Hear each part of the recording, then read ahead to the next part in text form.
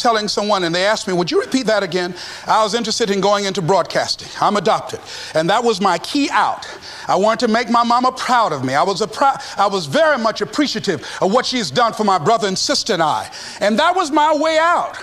And I went over to a radio station, asked a guy and told him that I was interested in broadcasting. He looked at me in my straw hat and my overalls. He said, you have any broadcasting background? I said, no, sir, I don't. What do you do? I cut grass. Young ladies asked me what kind of work I do, and I was working on a garbage truck. I say, well, I'm a sanitary technician. He said, we don't have any job for you. I decided that was something I was going to do. I decided I'm unstoppable. I'm going to go up in here and I'm going to do this. I started going to the radio station every day, developing a relationship with the people that were doing what I wanted to do. And that's what I encourage you to do. Whatever area you want to go in, find people that are doing it the way you want to do it and develop a relationship with them. When I decided to go in this area, I wrote letters to Dr. Norman Vincent Peale, to Zig Ziglar, to Dennis Waitley, all of the giants in this area. And I said, this is something I want to do. I've been following your career. Would you help me? Dr. Norman Vincent Peale answered my letter, did an article on me, wrote about me in the most recent book that he issued, and done many broadcasts about me. I'd wanted to develop a relationship and rapport with those people that were achieving those things that I wanted to achieve. By the same token, I would go to the radio station, and I developed a relationship with the guys.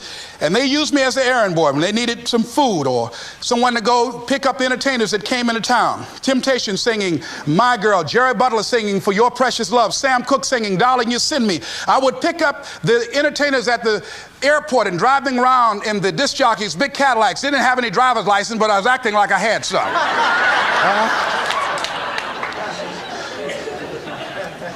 Every day I used to go home and work on my communication skills, developing myself. It was Whitney Young. He said, it's better to be prepared for an opportunity and not have one than to have an opportunity and not be prepared. Start working and developing yourself now and prepare yourself for what it is that you want, because you expect to get it. And when the disc jockeys were in the control room, I would go in and watch them and develop a trust level, and they would let me stay, and I would watch and observe them working the controls. When you want something out of life, don't worry about how you're going to get it. How is none of your business.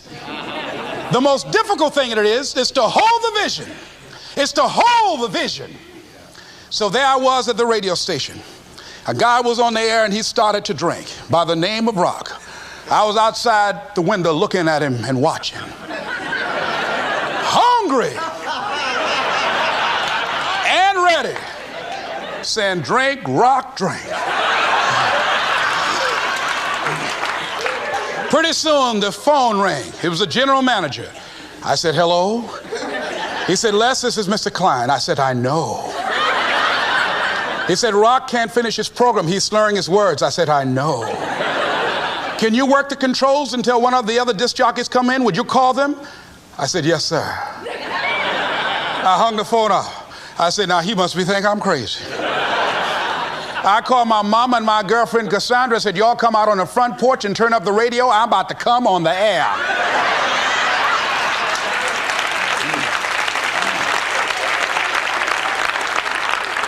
I waited about 15 minutes. I called him back. I said, Mr. Klein, I can't find nobody. He said, well, why don't you go in there and work the controls until they get there? And don't say nothing here. I said, yes, sir. I couldn't wait to sit down at that turntable, Mustafa.